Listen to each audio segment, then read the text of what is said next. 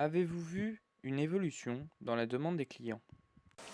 Alors les évolutions se font surtout au niveau des applications. En fait, on a des visions différentes au fur et à mesure que l'usine, on a plein de termes autour de l'usine du futur, l'usine connectée, avance et que les gens se font des idées nouvelles en fait sur les applications et les possibilités d'application des robots et des machines. Donc là, on est devant l'exemple type d'un robot qui va faire de la qualification de pièces, parler de sécurité, donc on a donné des yeux, voilà. Il vient en chargement-déchargement de ce centre d'usinage, par exemple.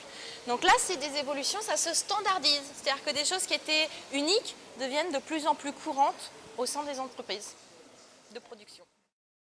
L'homme est-il remplacé par le robot afin d'avoir un gain de productivité?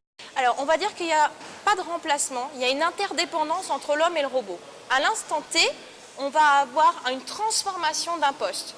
Par exemple, nos opérateurs qui venaient alimenter des machines comme celle-là, on va dire qu'on va suppléer et aider, accompagner en fait l'opérateur.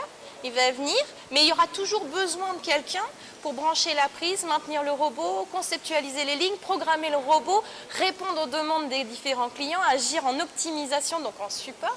Et c'est là où on a des nouvelles palettes de métiers qui se découvrent au fur et à mesure. Donc on peut dire, si on est restrictif sur la définition, il y a une disparition à l'instant très minime d'un certain type de poste ou plutôt d'une mission, mais qui peut être très facilement transférable.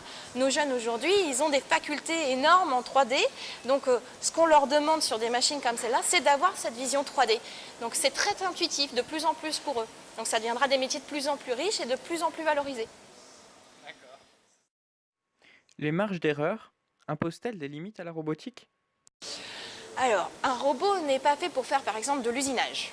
On va dire que c'est moins précis qu'un centre d'usinage ou qu'une presse à injecter plastique quand il s'agit d'avoir des moules et de fondre une pièce. Par contre, la limite, elle est dans l'intelligence de l'homme et dans sa capacité d'innovation. Si je ne crée pas ce qui vient au bout de mon robot, on pourrait avoir un poste de soudure, je vais m'arrêter là. Et là, on va dire que ce n'est plus une limite de sécurité, c'est une limite d'application et d'innovation des applications d'un robot. Donc c'est à nous d'être créatifs demain pour réussir à faire avancer et découvrir de nouvelles applications pour nos usines de production.